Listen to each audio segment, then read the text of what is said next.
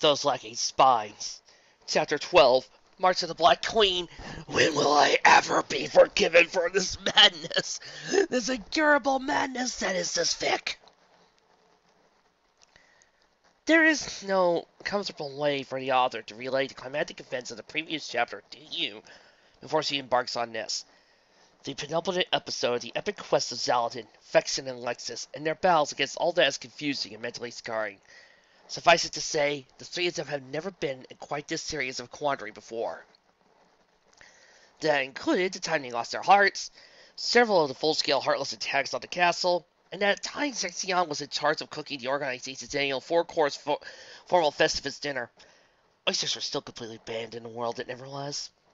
In any case, suffice it to say, our heroes were in a great deal of peril at the hands, and unfortunately placed playing weapons of man-sex.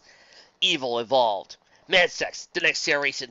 Man-sex, the Empire Strikes Back. Man-sex, Part 2. Lysis was barely able to keep Roxas' unconscious body on his shoulder as he covered his mouth and turned away from the horrific sight.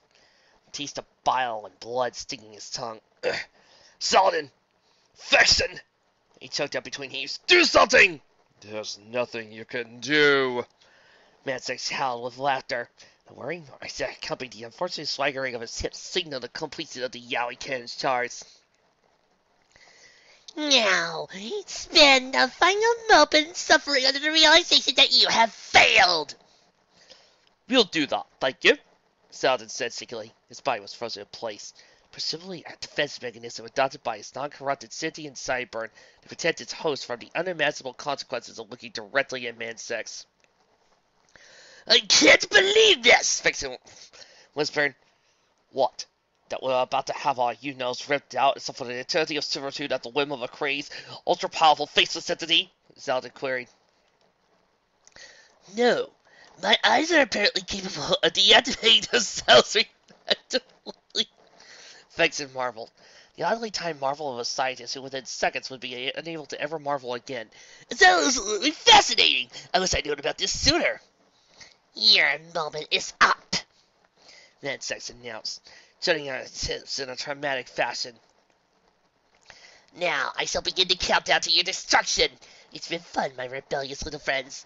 But nobody, and I do mean nobody, can possibly hope to triumph over the power of the Grandmaster Fangirl. 10! A collective gasp sounded from the throats of our heroes. 9! One of the machines whirred in the background. 8! And nobody said hearts, even was skipped a beat. 6! You forgot 7. Lysis reminded helpfully, in a dead sort of voice. Oh, right. 7! Computer monitors beeped and blipped. 6! Outside, the Persona Gutless moaned their undead corners and pounded on a wall of ice and stone, blocking them from the entrance to the darkest tower. 5! The thunder rolled and lightning struck. Another love grew cold on a sleepless night. 4! The Murray, the night janitor, whistled zippity-doo-dah as he mopped the third floor of the men's restroom. 3! Some other very suspenseful sound effects occurred. 2! There came a crackling and stagger suddenly. A female voice cut into the tower's PA system. Man-sex! What? Man-sex groaned back. I was very assumptive to hear Watson. I mean, yes, Billy, what is it?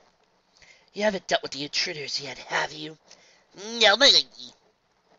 Man-sex yelled to the nearest speaker. Careful to keep a close watch on the 3. Make that 4. I'll bet you he was unconscious. Nobody's. I was down to 2 on their countdown to the minute 2 when your eminence interrupted me. Oh, good. The Grandmaster found girl sounded pleased. She's my mind, Man-sex. Bring the 3 of them to me. Unhard. Unhard? But my lady, Man-sex protested. I wanted to deal with them! I will deal with them myself, Man-sex. Now, if you don't want to be helping Murray with the bastards for the next 6 weeks, you'll do as I say without arguing. Understand? But I just got my informant, my nails! Man-sex's voice dazedly towards whiny 4-year-old frequency. Do it now! With a heavy sigh, the sigh of an underling denying his shining moment in the spotlight, Man-sex labored, okay.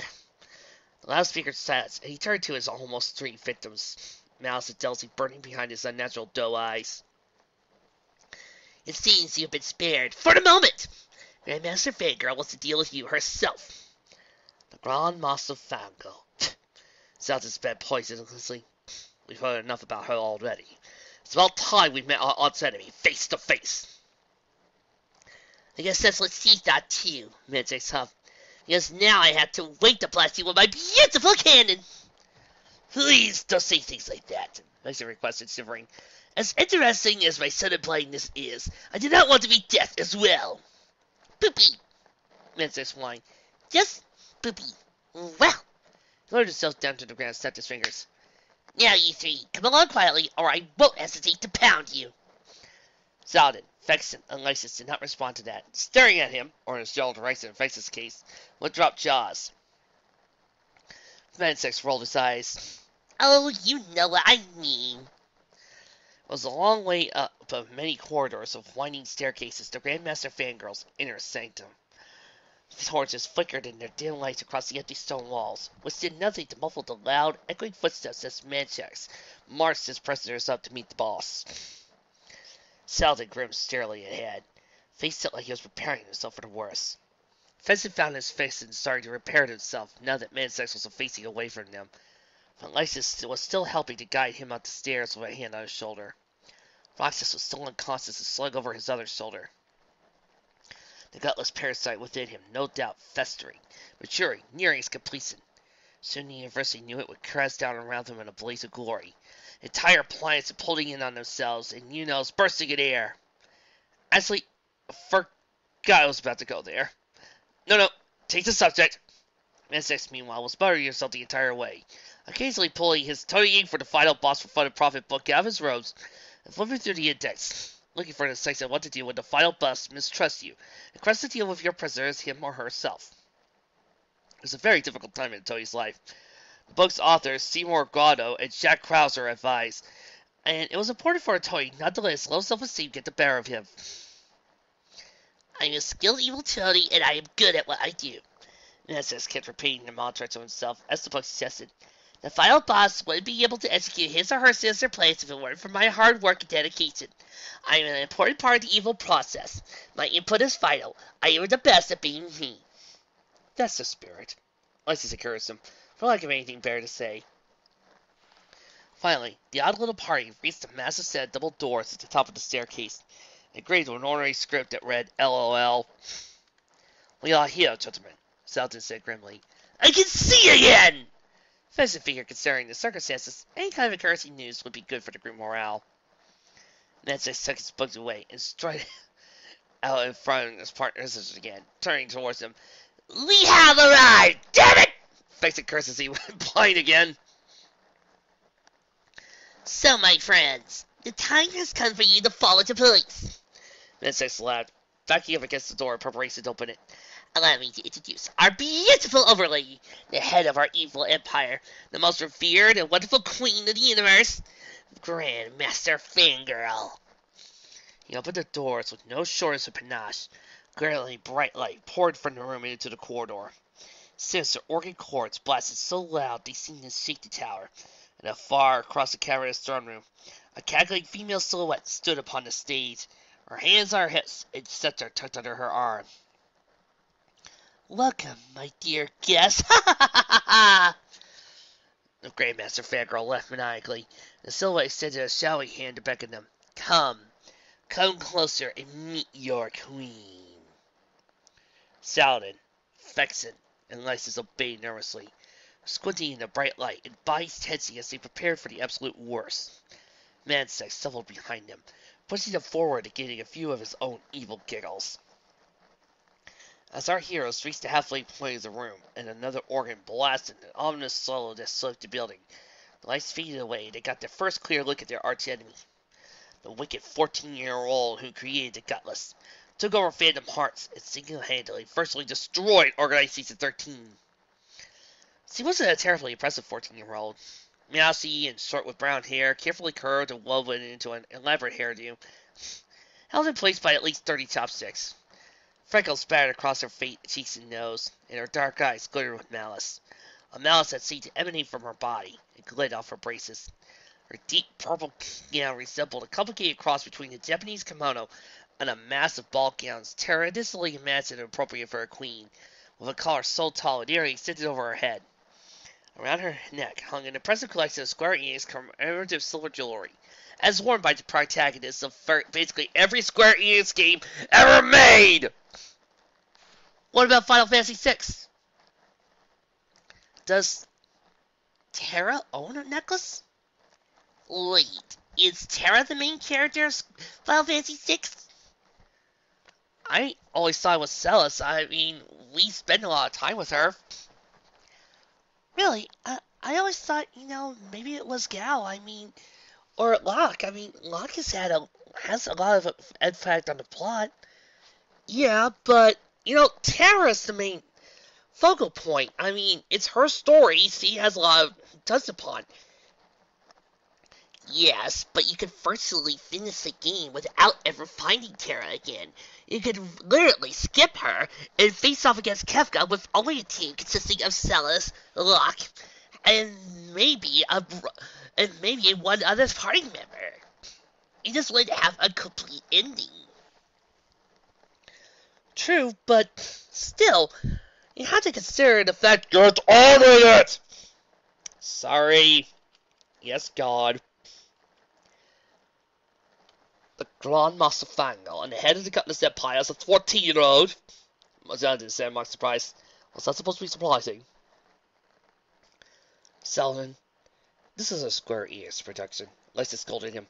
Do you really think they based an entire storyline upon a plot point that 90% of the audience guessed within a few minutes? But what about Roxas and the fact that he was Soros? Fexit began, but he was thoroughly hushed by the lawyers off screen, threatening to set his contract on fire.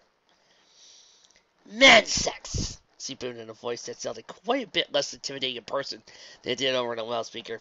Finally, you have brought them to me. The three monsters responsible for nearly upsetting our wonderful plan!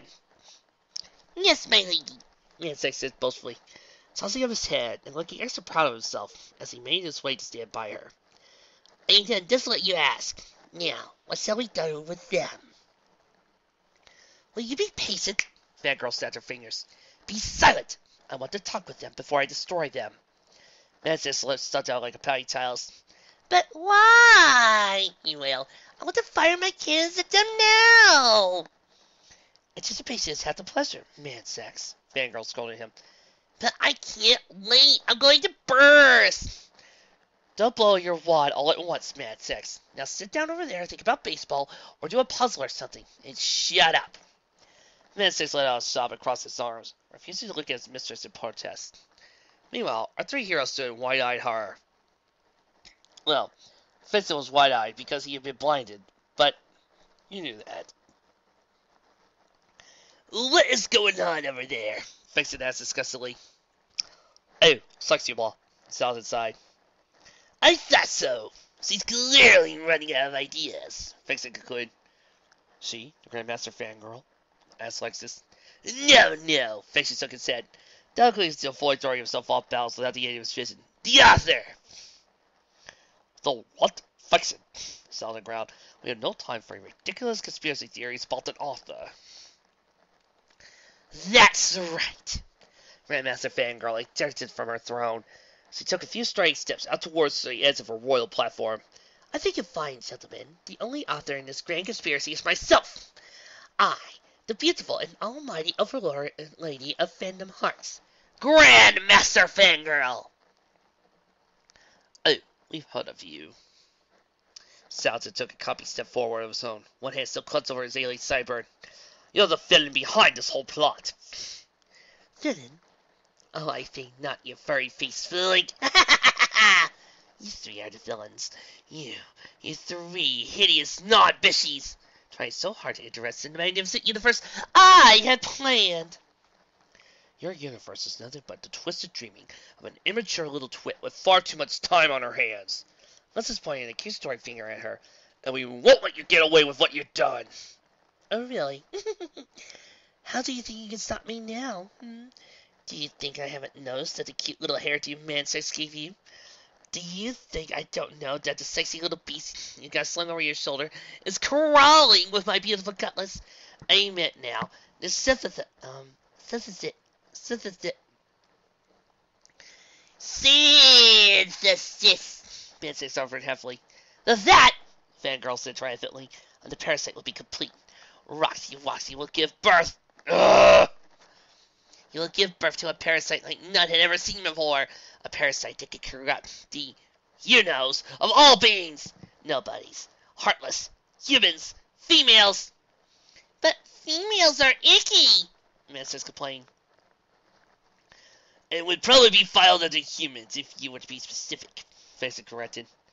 Will you stop interrupting me? Fangirl screeched. Sorry! Anyway. Fangirl raised her scepter high in the air like a magic wand, doing a pirouette and wickedly impersonators. To make a long story short, 12 chapters too late, Zeldin mentioned. I, the Grandmaster Fangirl, shall gain dominion over all universes, not just Fandom Hearts. Even canon shall bow to my will. The whole universe will become my wonderful paradise, my playground where anything can happen the way I say. Everyone will act the way I say. My dreams shall all come true. With this, Fangirl gave her a loving sigh and rolled herself on her throne, banging her eyelashes with eyes far away, presumably into visions of her beautiful new world. That won't happen. Let's spoke between clenched teeth. We won't let it happen. Oh, please. Tell me you figured it out by now. What you say and do has no bearing on the situation. You're all just my characters in the grand scheme of things. We're not your characters. We've come to stop you. And you think you would have made it this far if I hadn't wanted you to? You, the three of you, and all your little organization friends, you're just characters. Characters in a story I've been in control of all along. Your every triumph, your every defeat, I orchestrated it all. You're all helpless before me. What? That's impossible. We've operated on our own free will. No one, and most certainly you, have not told us what to do. No, not yet. Fangirl grinned. The gutless parasite? That is the key to my control.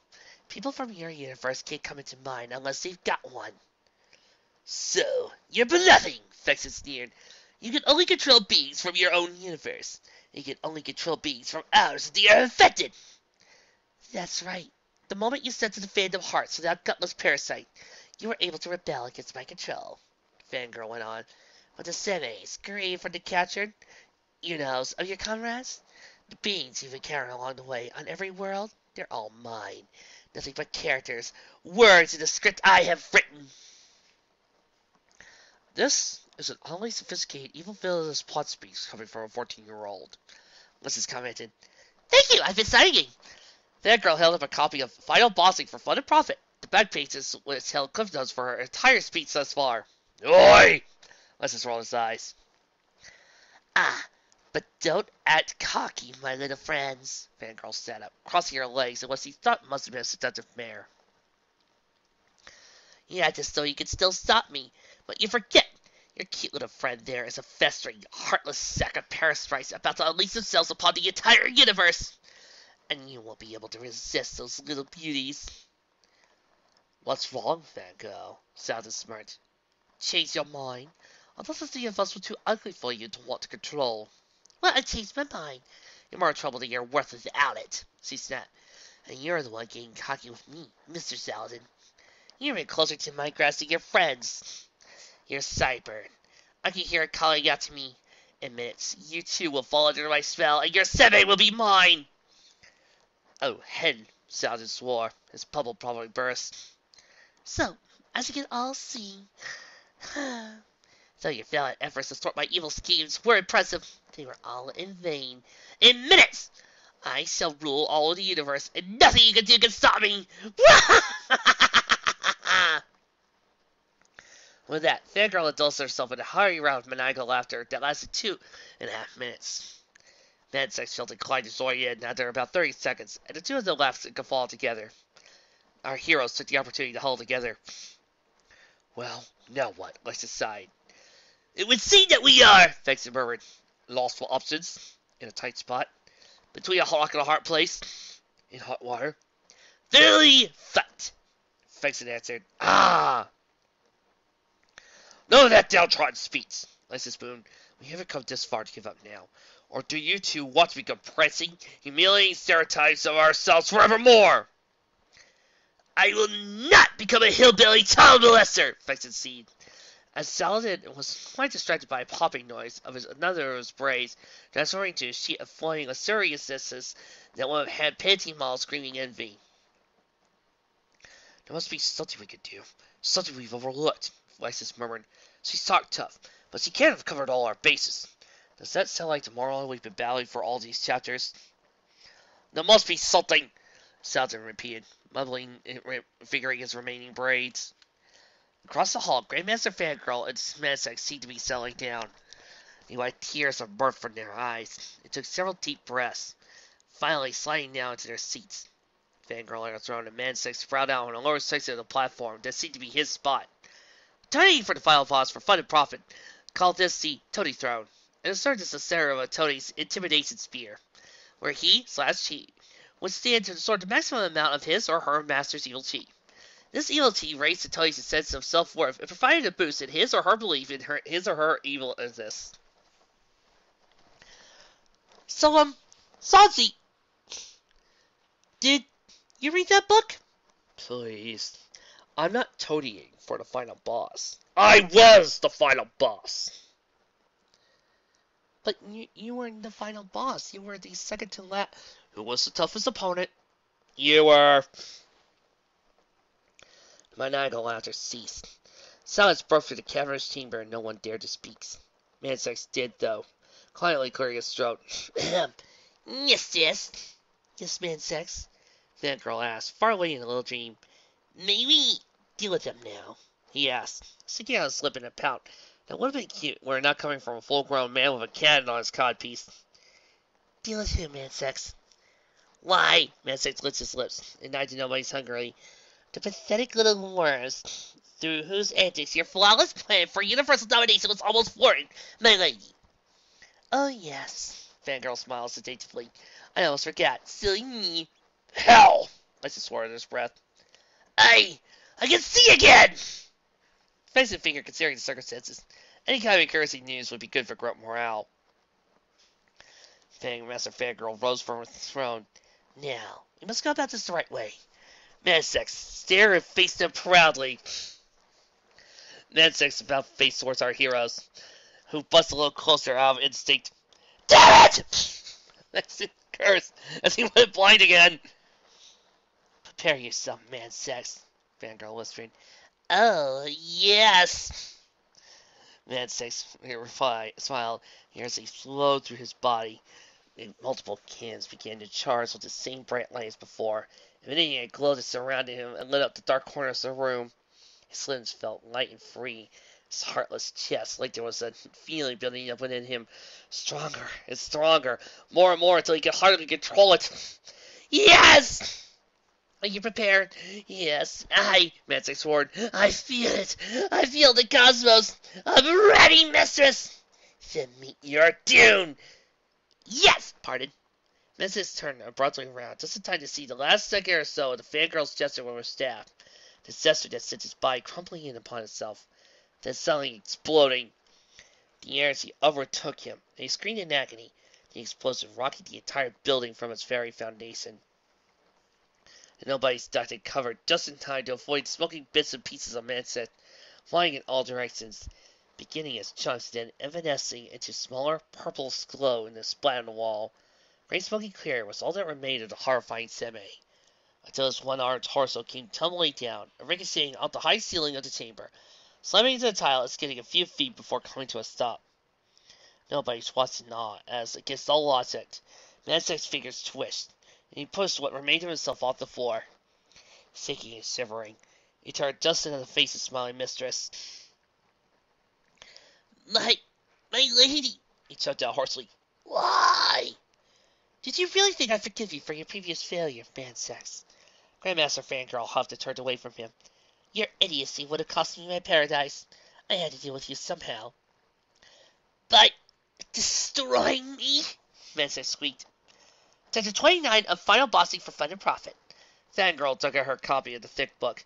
Flipping past the author introductions by Ganondorf and Yu Yevon. Past Chapter 4. Kidnapping is fun napping! See flip beyond Chapter 13. On security features for your evil stronghold. Past 23. Falling in love with a main character and why it could work for you! All the way to the back of the book. Here it is. Chapter 29. Murder your most trusted toady at the last minute to show you mean business. This can't be. Mansex fumbled around the floor until he found his own book.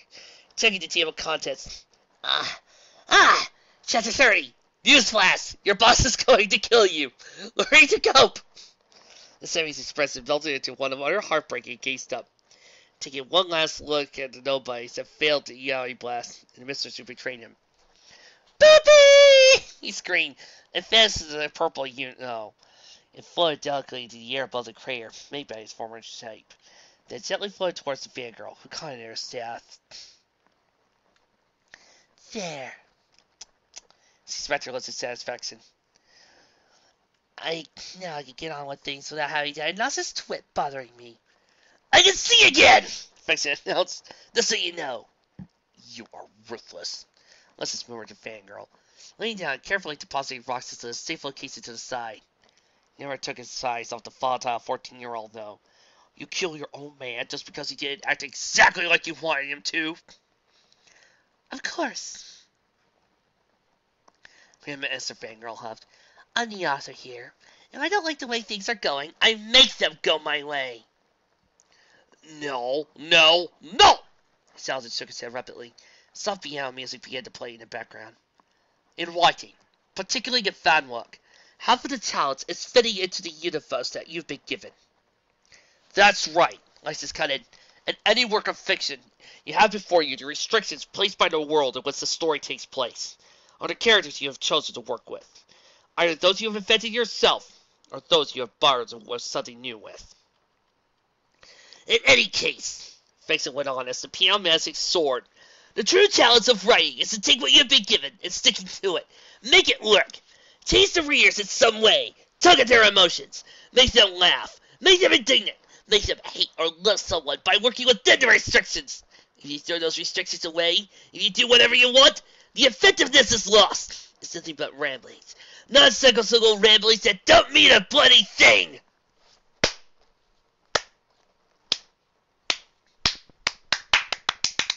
Yes!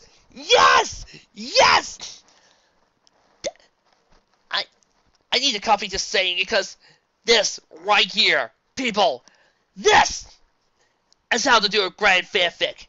This is what I hope I've been demonstrating with every single fanfic I have done back on the Weekday series. Back on every time I've done a truly grand fanfic, every time I've done a great fanfic, I hope I have demonstrated what it means to be a great fanfic writer. Thank you, Vexen. Thank you, guys. All of you. Who's playing that bloody piano? Sounded stubborn. Oh. Murray, the Knight Senator, lifted his hands for the key abruptly. Sorry. We're trying to talk over here, let's just complain. Vexen rolled his eyes. Some people, rude! In any case, Fangirl snapped, I don't have to listen to you. This is my world, and I can do whatever I want in it! Well, almost the excuse, Salad smirked. That was pointless. Kidding, Mansex did nothing but remove the only defense you had against the three of us, launching an assault against you. What's that you say? Fangirl asked, giggling. He said. Lysis paused and raised his hand across the floor. His tomahawk come flying out of wherever it was he armed himself, raising up. Then you just took out your only defense. Vexen summoned his shield and held it menacingly. And that means you just made a very stupid mistake.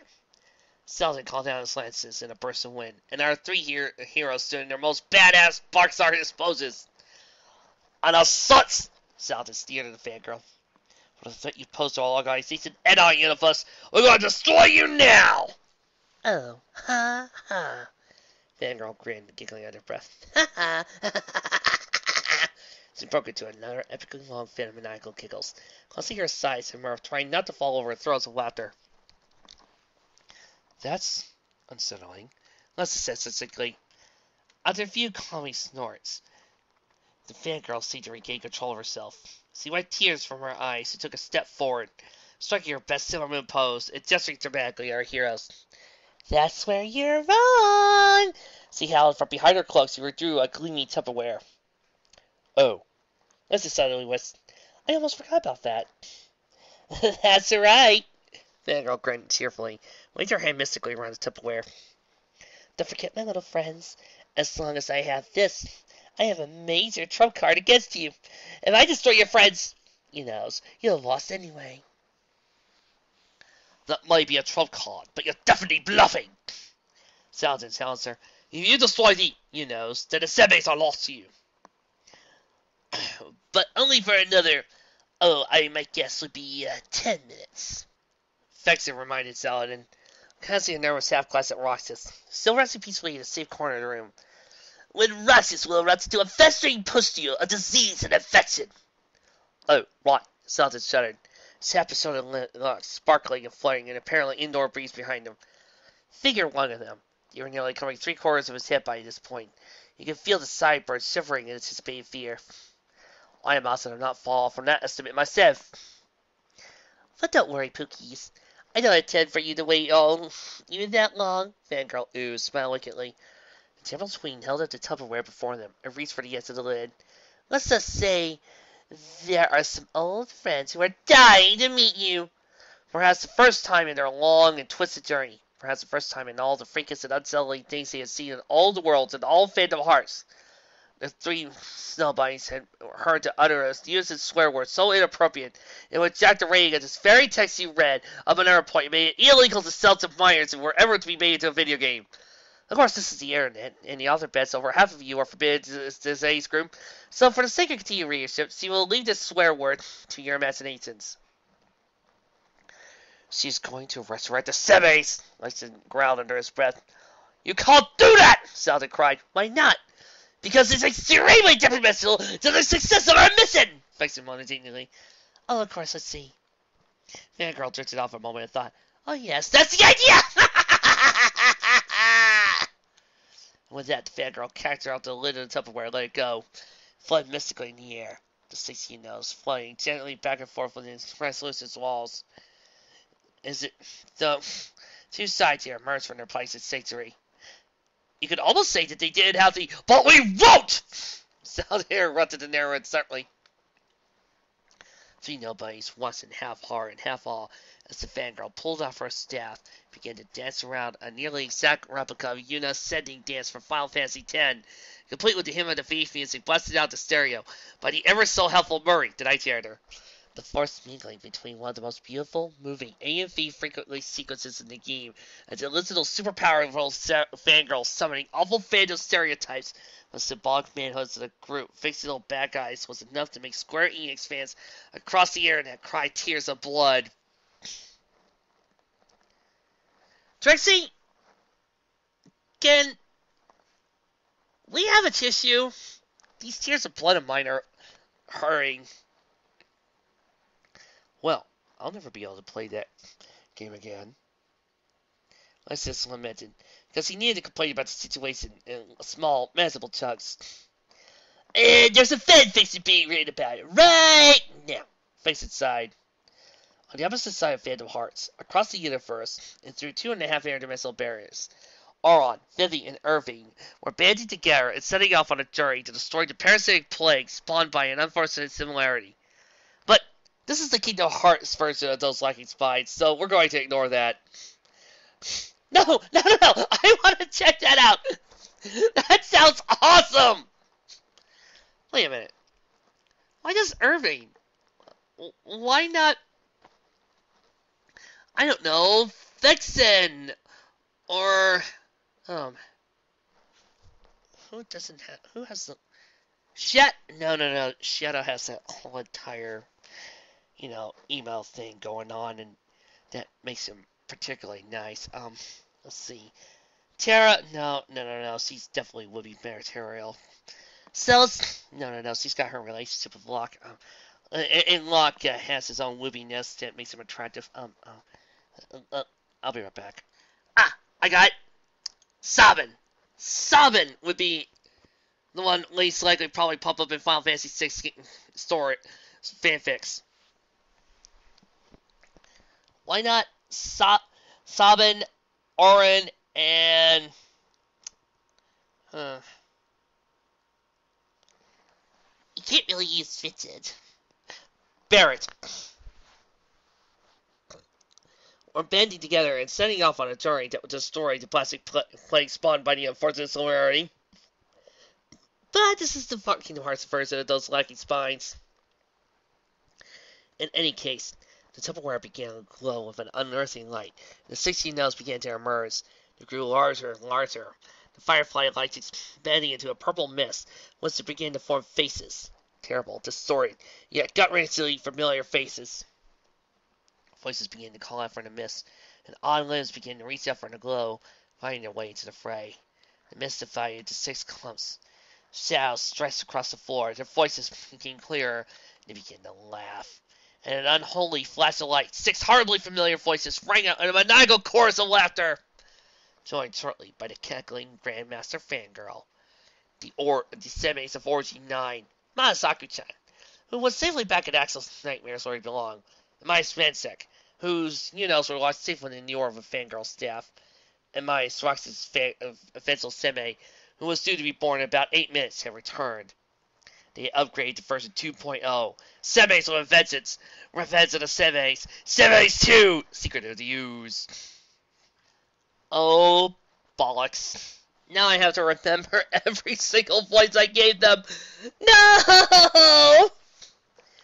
Saladin, Faction, and Lexus clenched their teeth together and gripped a little closer, knuckles tightening around their respective weapons as they surveyed how badly they were now outnumbered. Not only had all the rest of the Semes returned to full force, but they received extreme clone makeovers.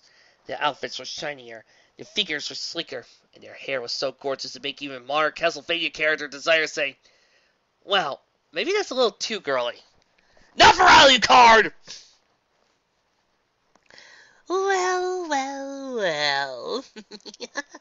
Whispered the ever-slimy voice of Marley Dono, tossing 6 feet of pink hair on his shoulder. He was now dressed in a disturbing, real-world approximation of the great fairies assembled from Argyll time. Even it's the little upstart to ruin our beautiful plans. Not yet, dude. Sissy King grinned and ran a hand over his shirtless, well-oiled surfer god body, tanned to a perfect golden brown. A tangerine speedo completed the look. It looks like we're totally getting another chance. Yeah! Screamed Leslie, wanting to see a full-length white mink fur coat, running fingers through his Backstreet Boys goatee. His wish had been finally granted. He come back to life with a diamond bling so heavy it almost weighed him down. Sex had returned in a gold and velvet jacket with an open-chested white shirt and red satin cape. His blue light fell to his knees, and his brand-new Kawaii Dono puppy-ton ears flattened against his head in a startled fury. What a sincere pleasure to be, he hissed, to destroy you this time. Sissy Poo, meanwhile, looked even more like Gerard Way than he had before, and, upon realizing he was having trouble keeping a smile off his face in favor of his usual scowl, himself removedly pulling his bangs into his face and acting disinterested. But perhaps the most impressive makeover of all belonged to dear Demikins. He had been reincarnated with brand new white and stone encrusted elvish suit, a full-out Princess Tutu outfit over the top of it, and a wild mane of rainbow-streaked blonde hair that would make lovely Lady Locke sick of envy. The overall effect was something like a vamped-up Labyrinth-era David Bowie. Man, I feel like a woman, he announced, just in case anyone was wondering. As Japan immediately set to making the action figures, available for $30 at the nearest comic book shop, guaranteed to break within seconds of you taking it out of the box. Hey! My SH figure arts do not break that easily! The Sammy's part as the queen stepped forward, practicing her staff. As you can see, your little journey is at an end. She retried from the quotations of her villain handbook. You are outnumbered, overpowered. You are on a very short time limit. If you do not surrender to me immediately, Fangirl smiled and struck a pose. I will have my beautiful Semes rip you from limb. Ha! The Semes yelled in unison, striking karate poses. Then, with an epic scream, the final battle began. And it began so quickly that our unfortunate three heroes were unable to do any planning, plotting, or discussing strategies beforehand. All of a sudden, they were fighting for their lives. Or unlives, you know the spiel. Against the sextet of superior semis with serious access to grind. Or out assisted the flight in Alexis' case, as Demikins and Spexipoo immediately set upon him with intent to maim. At least Spexipoo had intent to maim. That is, as Demikins was intent to use his mastery of the ancient martial arts known as Spasmodic Tiger, Hidden Gerbil.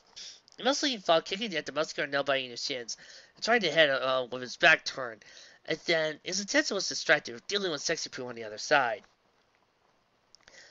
Given the author's exceptional procrastination, a minor correction is needed here, and the several, to be gentle, must span between the publication of the previous chapter and the current, it was revealed that Sexion's mysterious weapon was in fact a book. In order to coincide with this fact, Spexipoo would now be wielding the appropriate weapon, tweaked a bit for comedic purposes. He chased Alexis around in dizzying circles, attempting to beat him upside the head with the iron-plated volume of Johnny the Homicidal Maniac. Alexis lunged and made for a mighty effort to chase off his enemies, with powerful swings of his tomahawk. He was very annoyed to find out that it was much faster in these incarnations. "Hold still!" he grunted, as Sexipoo darted out of the way time and again, switching to the shouts he loved so very, very much. Whee! Demikins bounced harmlessly off Alexis' shoulder, hit the ground as Sexipoo guarded against the tomahawk swing, nearly sending the massive weapon flying off Alexis' head. "You haven't had the slightest idea how excited I am to kill you!" Sexipoo whispered in the best dramatic poetry-reading voice. "Oh, yes?" "Yes!" Sexipoo hissed, shivering in excitement as they circled each other. "I long to taste the sweet nectar of a battle-drawn blood since I was small." Wapow! Demikins made a flying leap at Alexis and completely missed. The eye attack was utterly ignored. "Hate to tell you this, Seme, but you were never small." Alexis reminded Sexipoo, "You are the kidnapped reproductive—" "No! Shut up!" The Sexipoo howled. "You don't know. You don't understand. You know what it was like when you feel all alone. The world's turned its back on you." "This is not another Savage Garden song," Alexis added strongly. "Yeah!"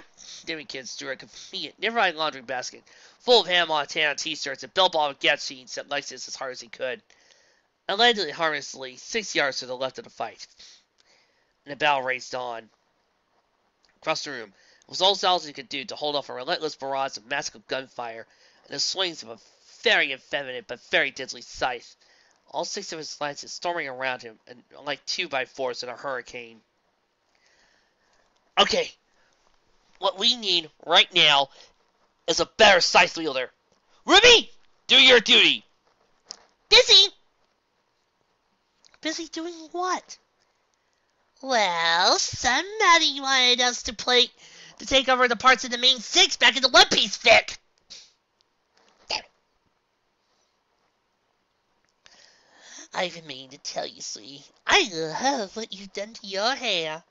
Marley Dolly giggled obstinately and struck a flirtatious pose. "Like, totally, dude," Stacey agreed. Paused for the mouth to press his luxurious hair back over his bronze shoulder. "Solely you. One thing's like so certain. You'll be such a beautiful Seme." Marley Dunham finished his sides, practically purring. "Shut up!" Saladin growled, threw everything he had into thrusting his lances in a desperate attempt to impale his opponents. "I'll never join you! I'd rather die!" "Dude, we hate naysayers in this gang," Sitsugun cackled. "Maybe we ain't totally such a good candidate after all, Marley." "Not such a good candidate for a Seme?" Marley Dolan guessed. "Sissy darling, are you even reading the prose?" Marley Dolan and Sitsugun cackled with mirth, strutting around in circles like models on a catwalk. They were blocking Saladin's every attack easily. Even as Ziggy-kun, in all honesty, could not effectively block a 6-foot spear with a small handheld magic gun thingy. Saladin winced and took a moment to rest, crossing his lances in defense. He was already exhausted, his hair growing more beautiful by the moment. His remaining sideburn was practically screaming in pain. He looked at the corner of his eye and a massive clock that was counting down from 6 minutes, now set up by Grandmaster Fangirl, in order to make the fight a little more dramatic. Time was running out. If he had a heart, it would have been pounding. Had he had circulating blood? It went, felt something within it. Something stirring. Something awakening within his very little being. Something calling out to him. Salty. Salty. Salty. Let us go out and play, Salty. And a bell raised on. Across the room. Faison was not very much better against Sex and Luxroy. The mere sight of them had got him boiling with echoes of what would have been fury and loathing. And let's face it, a seal is only an effective weapon against the overgrown kawaii puppy-town werewolf guy, and a blatantly pimped blind bee with diamond-side keen. Platform starts to hurt like a bitch when they kick you. How I've longed to see you again, number 4, Sex snarled, flicking his chops hungrily. Yeah, Luxroy interjected. You'll pay for what you've done to me, Faison snapped, raising a barrier of sharp icicles around him, to ward him away for a moment. You turned me into an inside joke! Faison, you were always a joke. We've only helped exasperate it. You what? Exasperate, you stupid fool! Sex barked clearly. Exasperate. It means to worsen or to intensify a situation. Oh, what? Let's see, replied. Did someone break your speech button or something?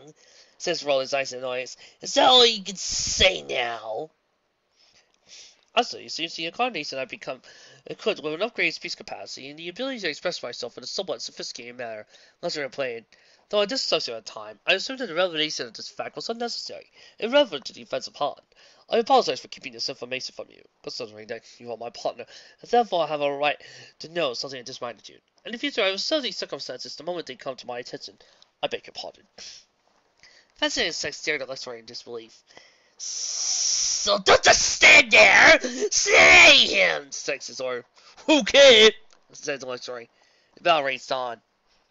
Once he got over it all, at the front row of Gilded Throne, Grandmaster Fangirl watched it all and smiled. Yes, my minions, she called, in a tone of particularly slow pride. Strike them down, rend them asunder, my little puppets, so that they may join you in my carnival of pleasures. And things were extremely grim for our 3 heroes at the moment. Saladin had fallen to his knees and struggled to hold his lances in place. A stalemate blocking Sissy-kun and Marley Dome from getting closer.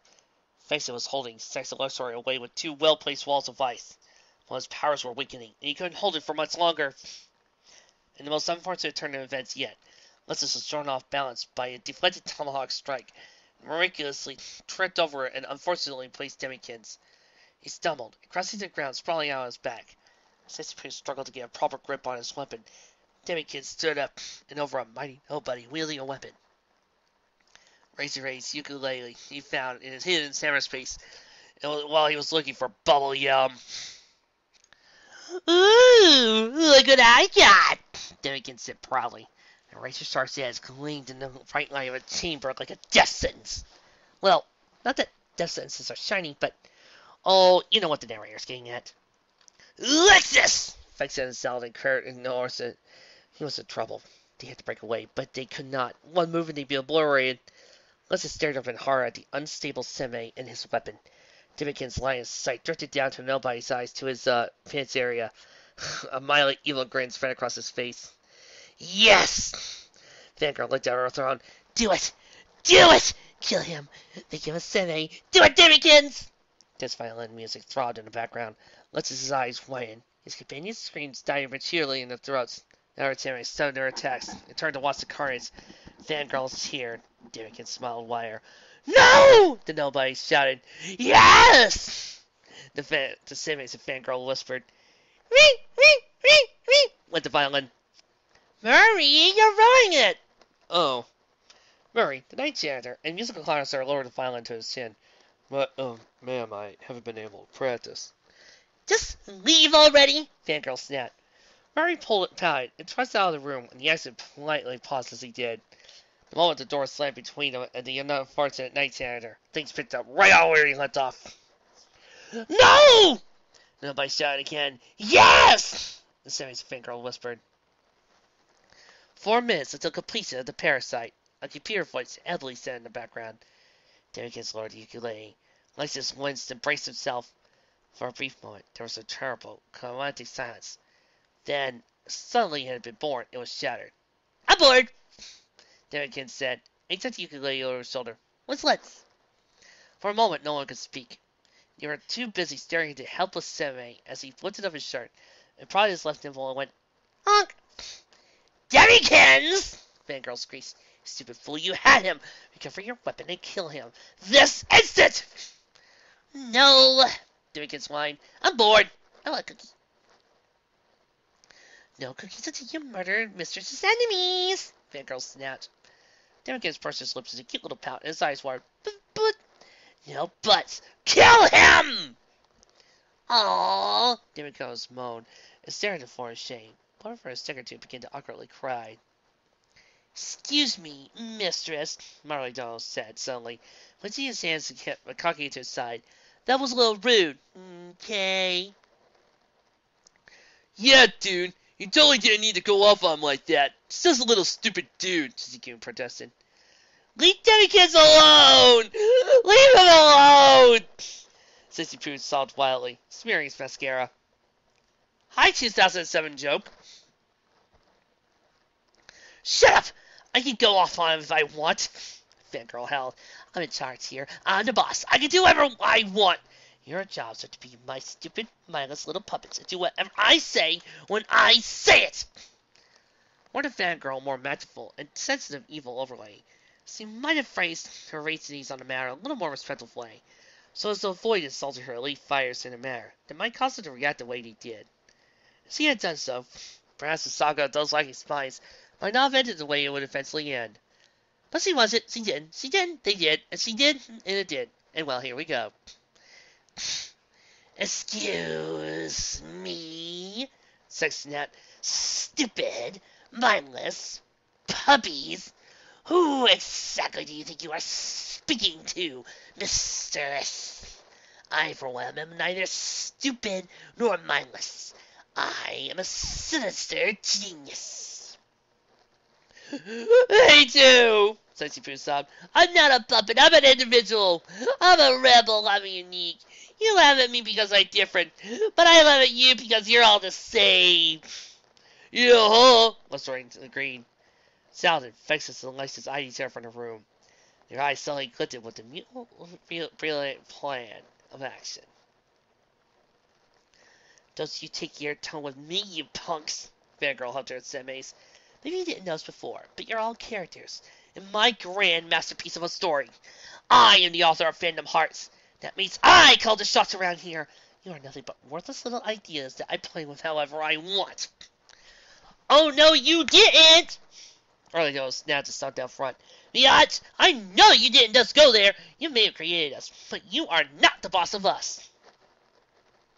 I am too, Fangirl replied. You all exist only to perform my bidding. I brought you into this alternate universe. I can take you right out!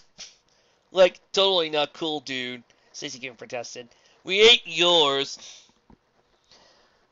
To be perfectly technical, we are merely characters based on the intellectual property of Tetsuya Nomura, an affiliation with the Square Enix software conglomerate, and with the cooperation with the Walt Disney Corporation. I started pointing out. Okay! That's what she said, Demikins said angrily. With that, 6 semis and their mistress broke into a raucous argument of fandom-like proportions regarding the ethicality of fanfics and fanworks in general. What responsibility, if any, the author and/or the creator and copyright owner had to enforce the proper ownership of the intellectual works in the example, etc., etc., etc.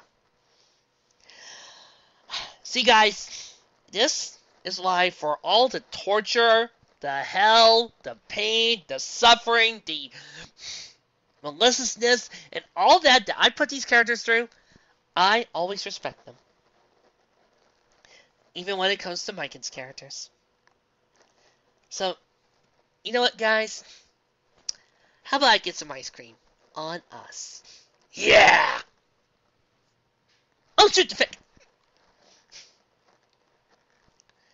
In the meantime, our 3 heroes regrouped in the center of the room, took a break for a glass of juice and tea sandwiches, then stepped into the center of the argument and cleared their throats. Excuse me, Salad raised his hand. May I say something? Depends. Six rolled his eyes. Is it going to be a 9-paragraph preachy spiel about the big moral issues presented in the fanfiction of which we are all a part of? Yes. No! But with all due respect, you do raise some interesting issues. Let's just went on regardless. Grandmaster Fangirl, evil and triangle as she is only writing a Fandom Hearts in pursuit of her hobby. She enjoys the series of Kingdom Hearts, and wishes to express her enjoyment of it in a written form to be shared with others so who may enjoy it. She's only doing it for fun. A yacht, Zelda continued. By publishing her work on the internet, a very, very public domain, she exposes it to the judgment and critiques of others. It is unreasonable of her to assume that the readers, who will themselves probably have a very deep and personal connection with the game in question, will keep their opinions on it to themselves, particularly if there is a disagreement between their two interpretations of it. There is a question of whether or not fanworks ought to be subject to the same rules of grammar, punctuation, and proper storytelling that we judge all other literary works upon, especially the fan work is only meant for fun and the author has no intention of pursuing a literary career, Fengson added. The Sammys and fangirls watched the nobodies in awe as they went off on the preachiest preach he ever did preach. The most moral of the story. The big point. Meanwhile, on the other side of the computer screens, the screen scrolled past all this junk to the fighting parts again, and contemplated getting up to go to the bathroom and fetch a glass of water. Me, on the other hand, I'm loving this! But in general, Lysa said, there needs to be an understanding between author and readers. The internet is a free place. By publishing works of fanfiction on it, the author is expressing his or her opinions and viewpoints on the subjects. The readers need to respect that the author may not wish to push him or herself on the heights of literature and writing a simple fanfic, but it could be for fun. But on the other hand, Zalzin strolled in a little circle, pontificating his thoughts and extending a finger. The author must also respect that the readers may not always like what he or she writes.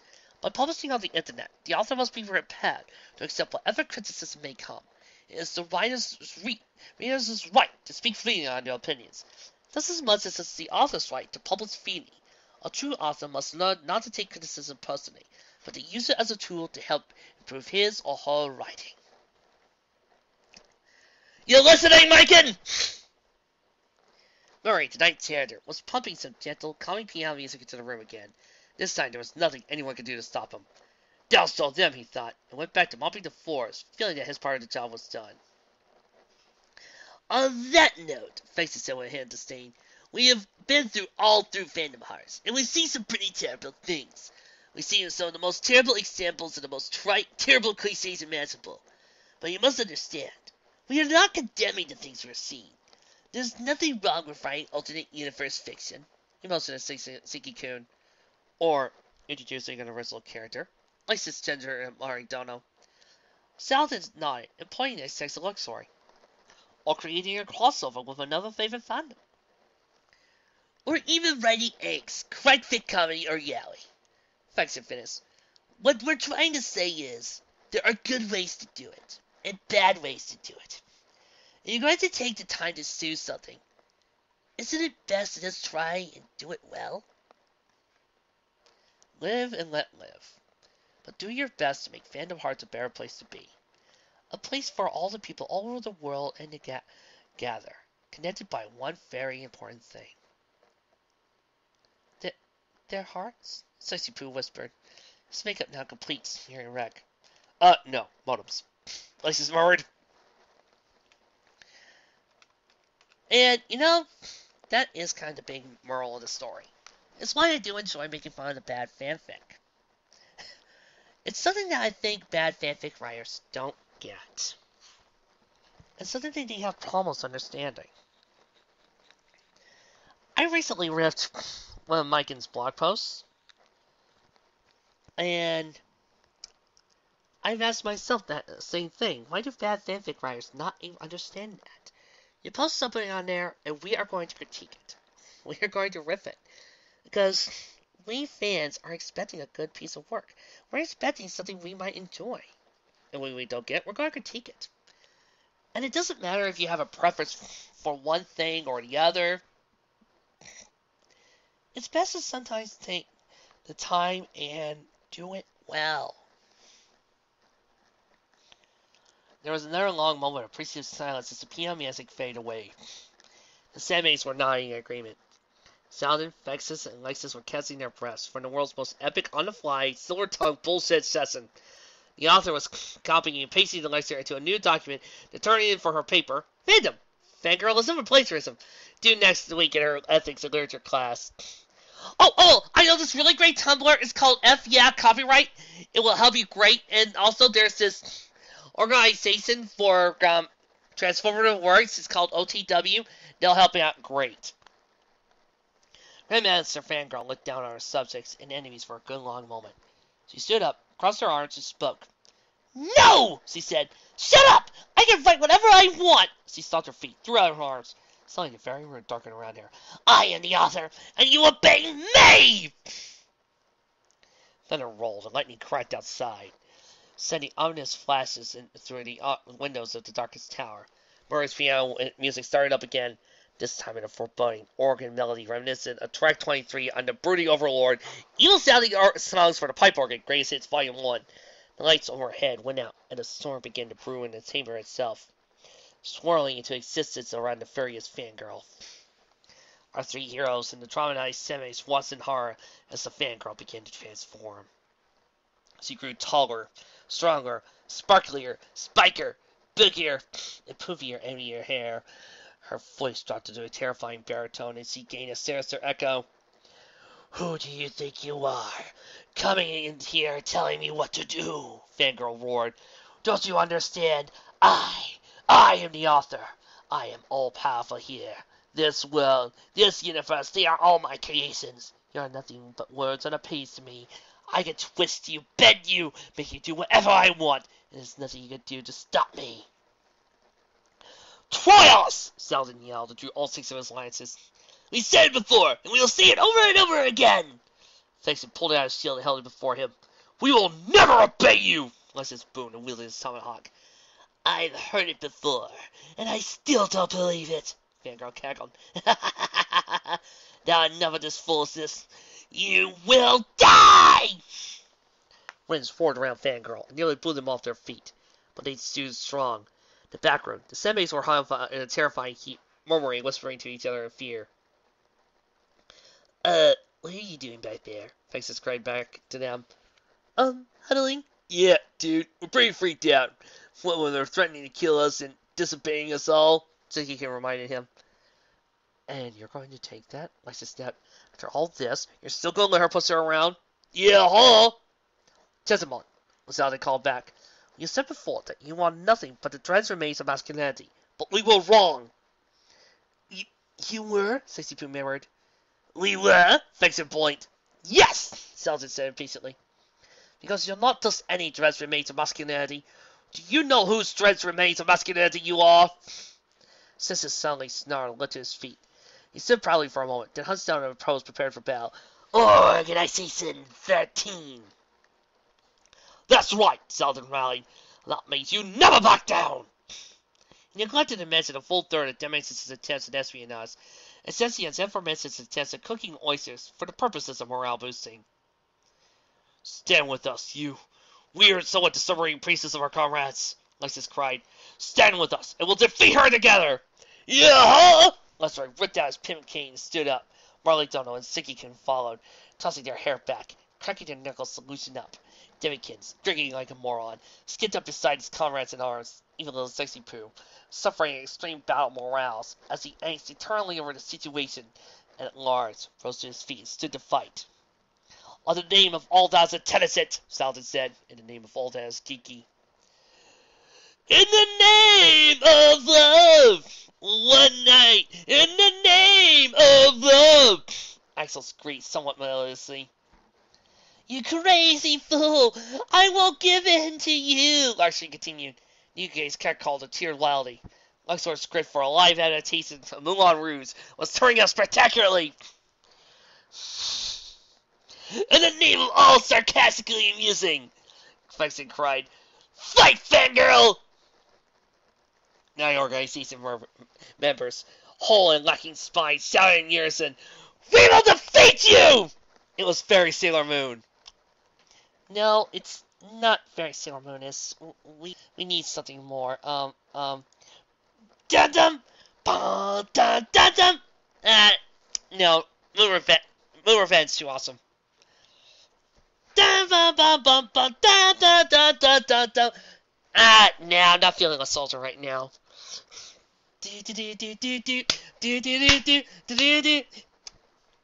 That could work. There comes a time when you face the toughest of fights.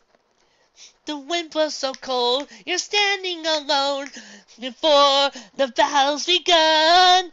Oh yeah, now this is more like it. You gotta believe in the power of love. Keeps us united on each moment.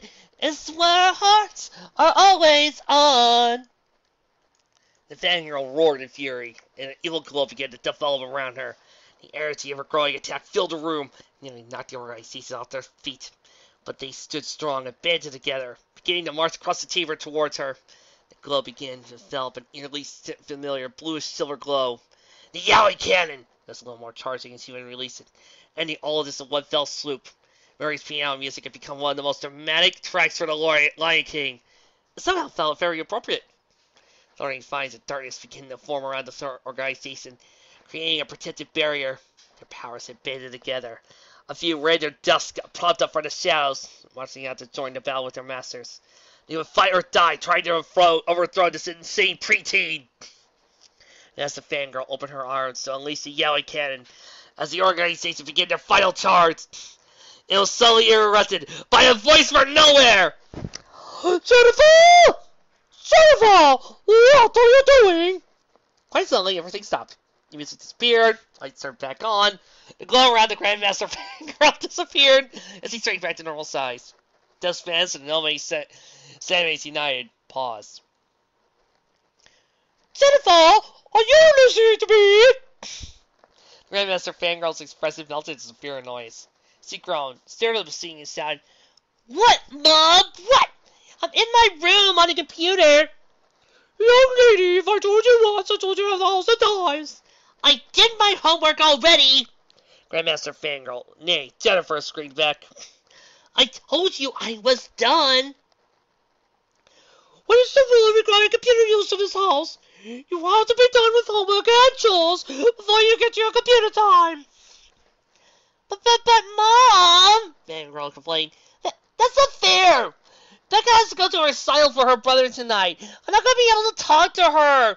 This is my only chance. No buts, young lady. You know the rules. Now shut down the computer and come do the dishes. I hate dishes, Simone. What a sad life you have. Now get down here and do the dishes. Mom, Grandmaster Fangirl cried.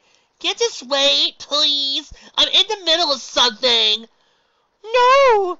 It's a beautiful day outside. Be on the computer anyway. Why don't you go out and ride bikes for a while? What am I, 8? No, you're 12.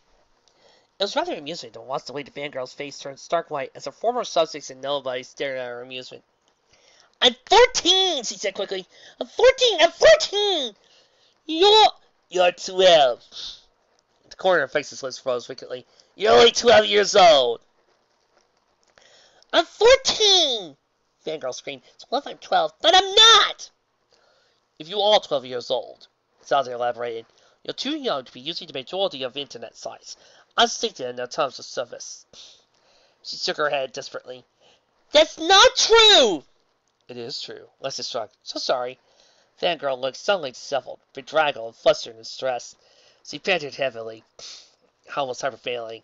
She clutched at her staff and stared back forth across the royal platform. I'm the queen, she murmured. I'm the queen of Phantom Hearts. You can't get rid of me. I created you. All of you. I'm the queen. Jennifer, get down here this instant. Jennifer made a face of utter frustration. Her features twisted as she twitched. Her lips pressed together as thin line and eyebrows crinkled. Then it burst out of sobs, shrieking at the top of her lungs. I hate you, Mom! You're the worst mother in the world! You're so unfair! It's not fair! She screamed. With that, Grandmaster Fangirl disappeared with an electronic beeping noise and a fizzle of smoke. The silence lasted a few seconds, and then broken by a snicker. Sorry, Jennifer, Fexit sneered. Looks like you've just been TOS. The three nobodies chuckled to themselves. We're free, Martin McDonald from where the semis had gathered. Do you realize what this means? We're free! Oh my god! I feel our access to three semis ought to be unionized to prevent this from further happening again. Luxury offered. Okay! Huddle! Siki-kun shouted, and semis all hired together to discuss something. I thought it was there for a moment, Leslie pursed his lips. Indeed, but that was some quick thinking on our part, if I do say so myself. Salzin grinned. I especially liked your bit about Yahweh, Fexen. Did you really believe that? Heavens no, Fexen snorted. But alas, I suppose it was a good point. It's only my opinion anyway. To each his own. Whatever opens your portal of darkness, Lexus offered. Well said, Lexus. Thank you. Excuse me. Sexy interrupted him, clearing his throat. Nobody's turned to find all six semis looking at them with very business-like expressions. As representatives of the Union of Semis, we have a business proposition for you all. Indeed, Lexus asked. Yeah! We, Marley Dog murmured slightly. We consider our options. As far as the whole killing you and making us doing this thing goes. Hey, dudes, we agreed on a cow majority vote. Siki and we totally want to come back. You do? Sounded like surprise. You mean go back to where you belong without a fight? Yeah, Sissy Pooh said calmly. We want to go home. It's boring here anyways. Demikins Savannah was strong. There are no crayons. She called the scissors away because of what I did to the cat. Ah, splendid news, Fexen guessed. I was hoping we wouldn't have to go to fight the lot of you again. We happen to your blight, in other words. Sounded informed semis. Oh, goody. Sex's lips pleased. Lexus marched to the fangirl's throne and recovered her dropped staff. Inside the crystal, Semis's, floating. Never missed out on the whole dramatic final battle bit. He also snatched the abandoned Tupperware from back where it tumbled. There were even a few goldfish crackers inside. Here we are. No, you wouldn't mind writing this again. Oh, no, not at all, honey. Marley Donald teared flamboyantly. It's actually quite comfy. Do we have to do it the way we did before? Sexy Pooh squeaked.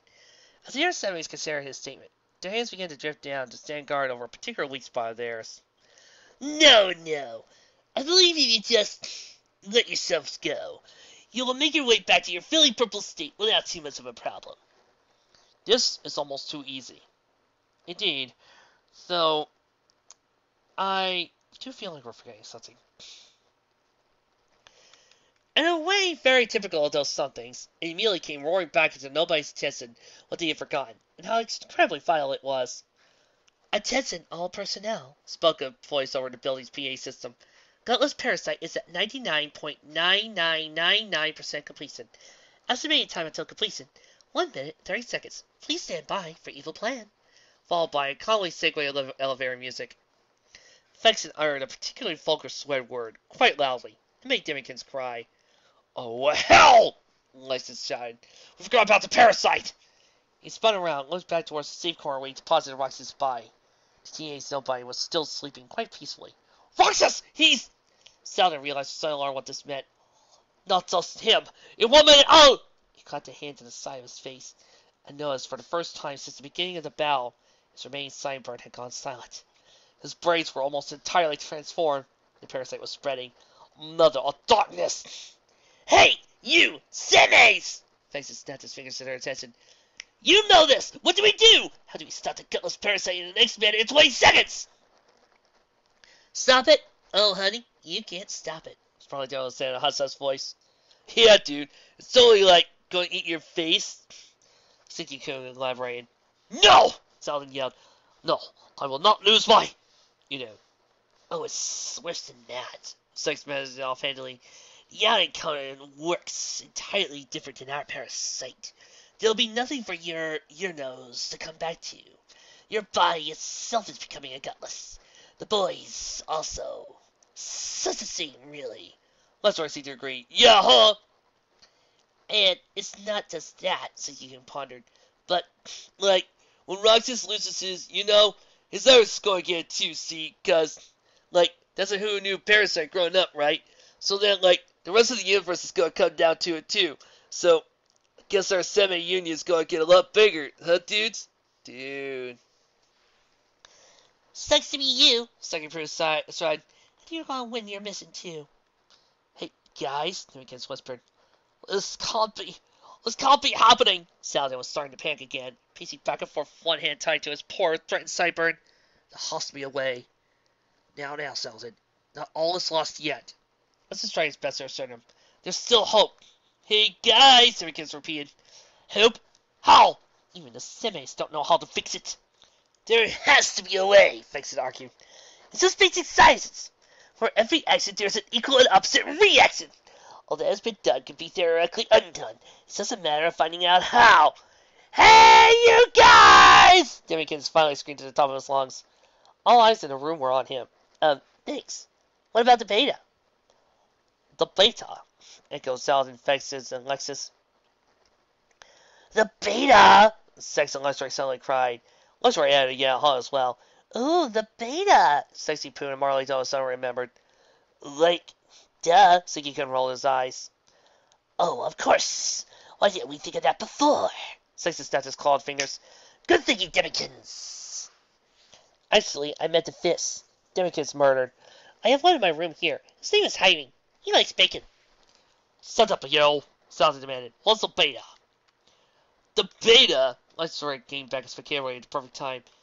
It's a machine that the fangirl used back in the day when he was working on New Worlds. It sweeps over things and eliminated all gutless. Yeah! Bam! Ziggy Coon clapped his hands. Like that! Yeah, like that. She has used it since the gutless took over and created all of us. But it should still be working. It will destroy all the gutless on this world once and for all. It eliminates bad elements of fan work, and it's called a beta? Vexen rolled his eyes. My, isn't that heavy-handed? Remember, folks, when you're writing a fanfic, always use a beta. Ding. That's not all, honey. It also gets rid of all the parasites that were dormant, like the ones in your sexy little friend there. Marley Doe pointed to Saladin and Roxas in turn. But that doesn't include you. Indeed it does. But we'll be safe if you stick us in our little Tupperware, honey. Oh, thank the darkness, Vexen moaned. This was almost a... Then he paused. Wait, what happened to Roxas and Saladin? The semis were all quiet for a moment. Bam!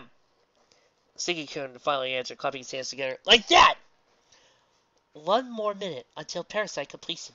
Prepare the champagne. Saladin, Vexen, and Lysa stared back at semis in shock.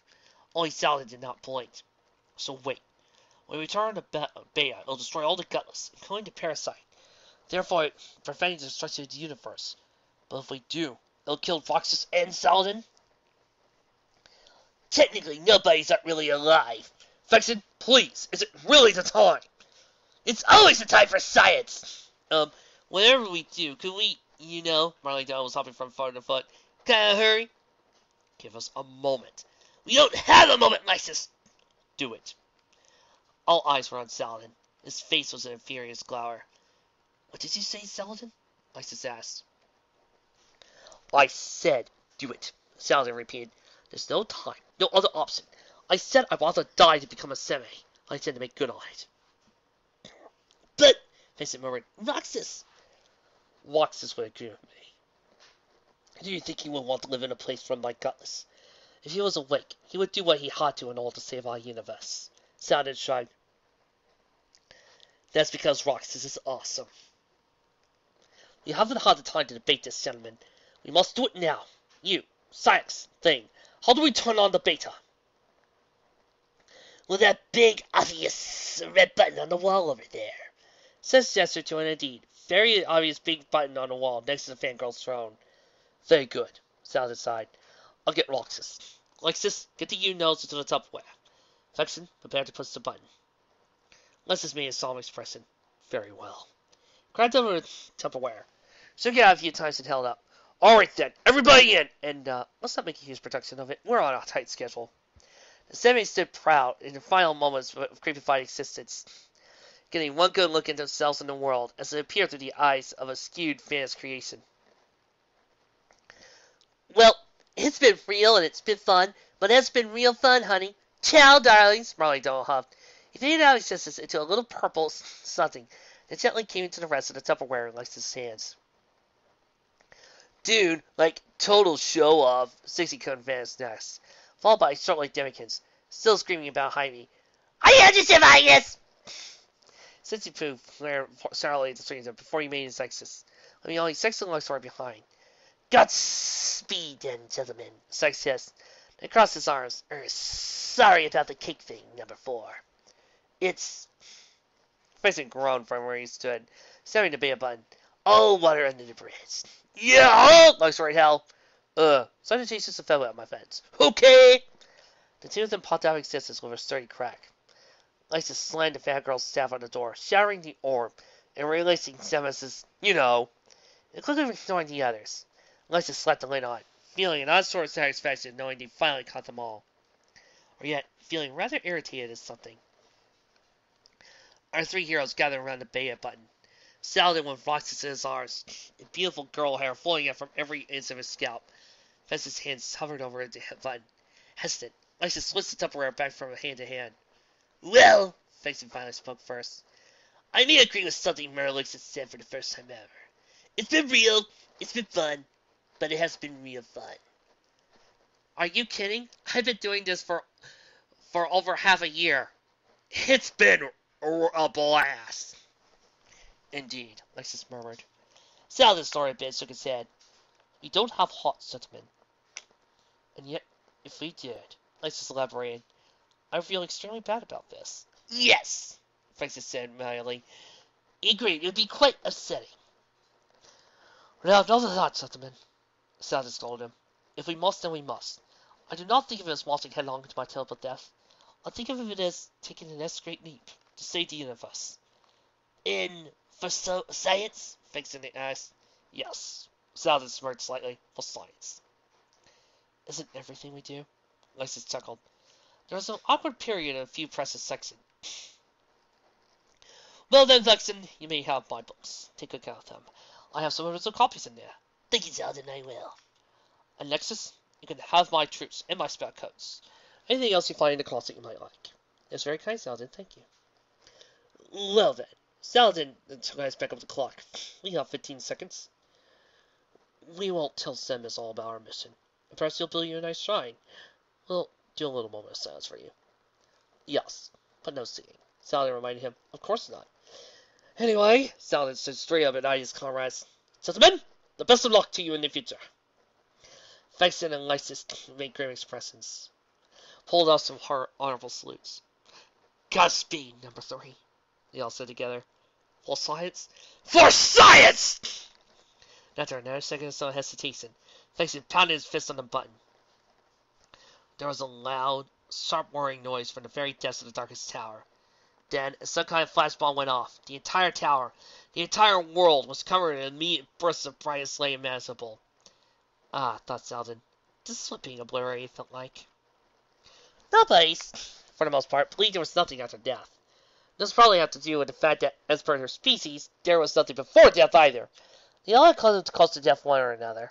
They all figured they had gotten lucky that time. Expecting a second salvation was just denying statistics of probability. Nobody's expected, upon death, to simply fade away into the darkness. The same way they would come into the world. So Master Saladin's surprised when his eyes opened again several moments after his presumed demise. It hadn't seemed like it took very long. Only 3 seconds or so in between here and there. There was a flash, great burning sensation, then nothing. Now he awoke to find himself standing in a great plain. Not darkness, but a pure, white, radiant light. He blinked a few times at the brightness, and glanced down at himself. He was still within his body, or so it seemed. He set a hand on top of his head, and was relieved to find that his hair had returned to normal, back in his hundreds of braids the way he liked it. Furthermore, his left sideburn had returned to his former splendor, heavily basking in the white glow from its place across the side of his face. The right one seemed happy to have his partner back. Well, at least there was that. Saladin supposed being deceased. It was not necessary to find the small things to be pleased about. Even if he was dead, at least he looked good. Then the bright light he was standing in was rather warm and comfortable. It was not so bad. On the other side, he wasn't alone. Standing next to him with a very blank expression was the now conscious Roxas. The youngest nobody looked very sleepy and excessively puzzled. The last thing he remembered, he was having a great dream about bikini models opening car washes across the street from the castle that never was. Then, like he was awakened from some horrible astral analog clock, he opened his eyes to find himself, Saladin? Roxas murmured. Can I ask a question? Go ahead, Saladin replied, and I'll answer to the best of my ability. But I warn you, I'm about as confused as you are. Roxas paused for a moment, then asked, what happened? We're dead, Saladin said.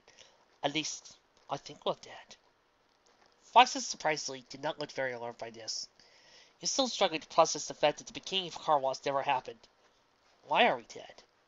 Because, Saladin said, to make a long story short, the organization was attacked by a group of parasites from beyond the dimensions of our universe, transforming most of the members into horrendous creatures, who then kidnapped you. Vexen, Isis, and I came to rescue you. But unfortunately, you and I were affected with a parasite that would have led to our joining them. Last effort to save the universe, we sacrificed ourselves for the greater good and were annihilated by a powerful superweapon. Never mind that Saladin had technically made the decision for Roxas, but it all seemed a little pointless to bring up now. That was all water under the bridge, downstream, through the treatment plant, out to the sea, rescued by a blue tang, and reunited with his father. Oh, Roxas blinked a few times, then looked down to Saladin's hands. So, we're dead. I believe so, Saladin concluded. Oh, darn. Well, what's rough? I'm sorry we had to die. Saladin shrugged. Me too, Roxas sighed. I saw TiVo the season premiere of Heroes and never got to watch it. The two began to walk along some kind of mystical road in the middle of all the whiteness. No destination in mind, and no idea how long it would take to get there. It's not like they didn't have all the time in the world to figure it out. They were an odd pair, the tall, white, brawny whirlwind lancer walking inside the short, solemn, and men-producing king of destiny on their way to nowhere in particular. They walked in silence for what seemed like hours, but it was actually only about 30 seconds. So, what happens now? Asked Roxas. Honestly, I couldn't tell you, Saladin shrugged. I always heard that after death, a nobody fades into darkness. And then, as you see, that's apparently not true. So, do we just walk around here forever? Roxas asked, until the complaint in his voice. I suppose we should just see what's here before we... Saladin drifted off. Wait, do you hear something? The two went silent for a moment and listened very carefully. Off in the distance, notes echoed from some phantom instrument. Yeah, I hear it! Roxas squinted and listened as best as he could. It sounds like music. I wonder where it's coming from. Saladin and Roxas would apparently not wonder much longer, as the sound began to grow larger and louder. Eventually, fading notes came together in a strange astral melody that twinkled and echoed across time and space themselves. Suddenly, sounds appeared in the distance as the music continued its crescendo. Saladin and Roxas froze in place and watched the sounds growing closer and closer and clearer. The sounds formed into silhouettes and the music got louder. Ethereal, sparkling, almost mystical notes that touched the heart, or lack thereof, emanated through their very beings, louder and louder, filling them up and giving them at least a very good idea of what it was like to have a soul. It's beautiful, Roxas murmured. What do you think it is? I haven't the slightest clue, Saladin replied, tilting his head a bit at the approaching silhouettes. But seeing as we're dead and all, I'm going to assume that these are messengers of the great beyond, come to answer us all questions of life, the universe, and everything. Really? Roxas blinked. You seem awfully excited about it. Dear boy, and I thought was a scientist, Saladin reminded him. Answers on my part. And don't you think it's about time someone explained just what the hell's going on? Maybe we can ask him if there's any way out here, Roxas offered. Precisely my thoughts. I don't intend to walk around here forever. Music soared as silhouettes grew closer.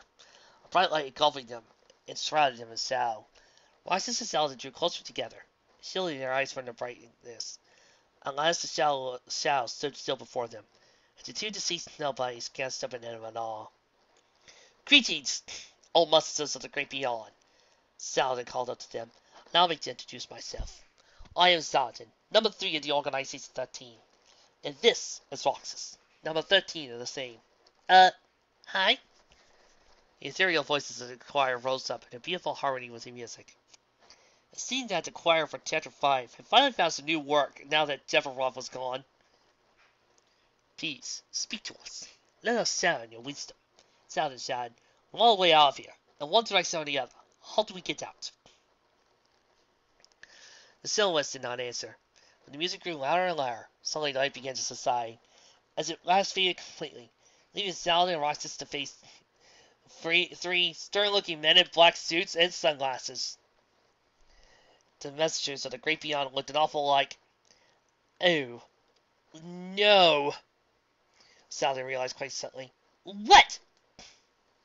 Roxas whispered. Saladin's face grew pale, and he put a hand to his forehead. Oh, no, sweet mother of darkness, say it's not true. What? What's not true? The three student men before them suddenly reached their coats and pulled out 3 microphones.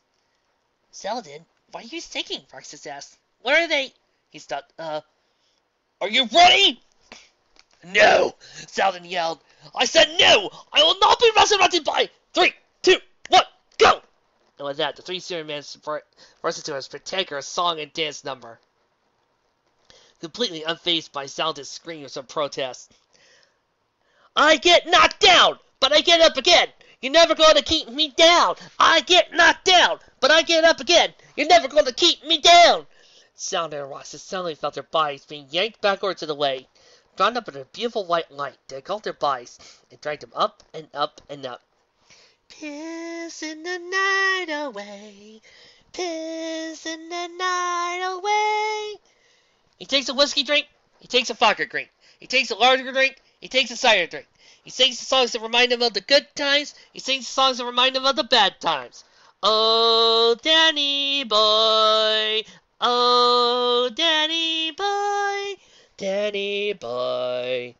Roxas closed his eyes and felt his body soaring away, in and out of himself all at once. It was very reminiscent of an opening sequence he might someday find himself taking part in.